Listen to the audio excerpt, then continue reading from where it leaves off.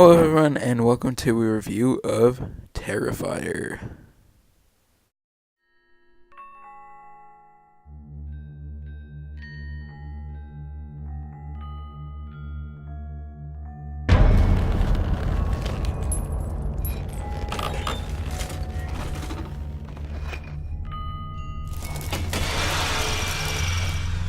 What's wrong? I'm fine. Why? Keep looking over your shoulder.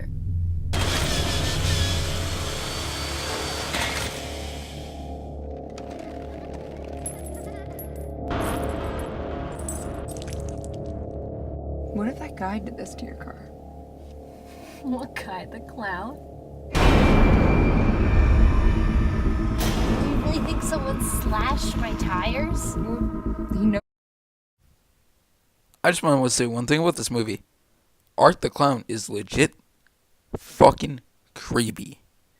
And he's a great horror villain. And he could have a fucking series in him. He does. But, number one, he is the best part of this fucking movie. Number two, don't write your fucking characters this stupid. Tara, who's the main character of this movie, there's a scene. She beats the shit out of him with the fucking 2x4, I think it is. This motherfucker's down. Like, she fucking pulled some Triple H shit on him with that fucking piece of wood. Instead of going and stomping in his fucking head, she tells him to get up. This stupid fucking bitch told a killer to get up. This is some of the reason why the movie's bad. The fucking characters are all stupid. Literally every single character that's not Art the Clown is fucking brain dead. They have one single brain cell that's working. They say stupid shit. They do stupid shit. For example, the character Victoria, you know what she fucking does? Walks around the whole fucking room that this movie's set in when Art the Clown is fucking chasing her. I fall asleep to it, how fucking boring these parts are. But the parts that Art are on screen, your eyes are fucking saying, Jesus Christ, what's he gonna do?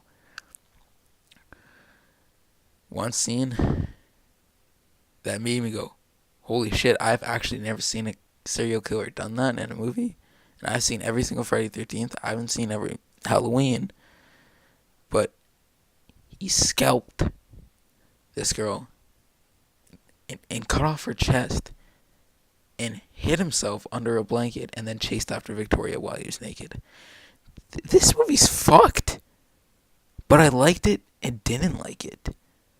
The thing was, the fact that it was so fucking wacko, I loved it. For the fact that it can possibly create a great horror franchise in the future if they have better writing, better characters, and a great story. I love those aspects of the movie. But the things I hate were just the characters in this one. Other things I love are actually how the camera looks. The camera has a very grindhousey, almost unnerving feel to it. It feels really colored in certain aspects and really darkened in certain aspects. Like lights are bright and darks are darkened. And I love that about the camera and how it looked. And I think it's fantastic. And I think if the director's gonna pull a whole series out for this, use that camera throughout the whole movie. Give the movie that fucked up grindhouse feel, and I would love it if they kept doing that. There's no clips in this review because this is going to be a short review because this one's fucking impossible to find clips on because every death in this movie is brutal. The death I want to show is Dawn's death. She gets hung up, upside fucking down, and down from her crotch to her fucking head, she's sawn in half. It's brutal, and her entrails fall out, and it's like, Jesus Christ, what are you doing, you bastard? I could probably show an image of it, but that's going to take so much fucking censoring, it's not even worth it. But Tara, the main character, who I honestly really thought I was gonna survive the whole movie, but then I watched Spooky Racist during break, and I was like, oh, she gets shot in the fucking head. Yeah, she literally gets shot a couple times in the body, and then she gets shot in the cheek. She survives. She's supposed to fucking 50 Cent on us from Get Rich or Die Trying. And then boom, boom, boom, boom, boom. A whole magazine into her fucking skull. Art didn't hold fucking back, and I respect that. And it was honestly weird watching a slasher movie where a gun is used. And I also really like that. The fact that he doesn't have a main weapon. He uses whatever the fuck he wants to kill you. One thing I also didn't like was the ending.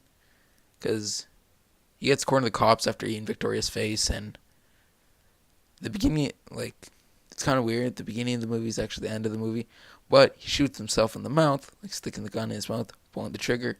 He goes to the coroner's office. Boom, he comes back alive. He's not fucking dead, and this bitch ass person a fucking truck drove by, so he's not fucking dead at all. And even though he stuck a fucking M1911, it looked like, into his mouth and shot a fucking 45 ACP into his throat. I don't think you can fucking survive that, but he did. Because the way that he's portrayed, he seems human. Like, he's just a normal dude. But just the way he, like, physically does this stuff, because he doesn't seem monstrous compared to someone like Jason or Michael. He literally looks like a fucking normal dude. He's doing this crazy batshit stuff. One of the best scenes in the movie is the scene in the pizza place or diner. Tara and Don are talking, and then he walks in, places his bag of weapons beside him, and sits there and stares at her while doing these creepy ass faces. It's fucking amazing.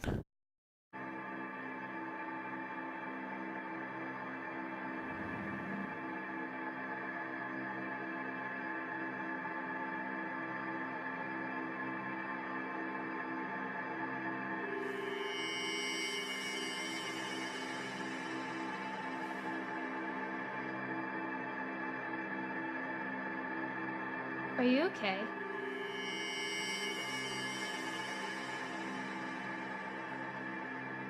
I think we should get our food to go. Why? Him? Fucker! Come on!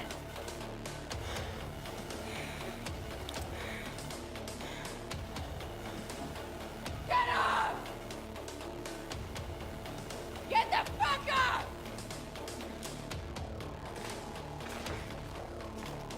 Get up!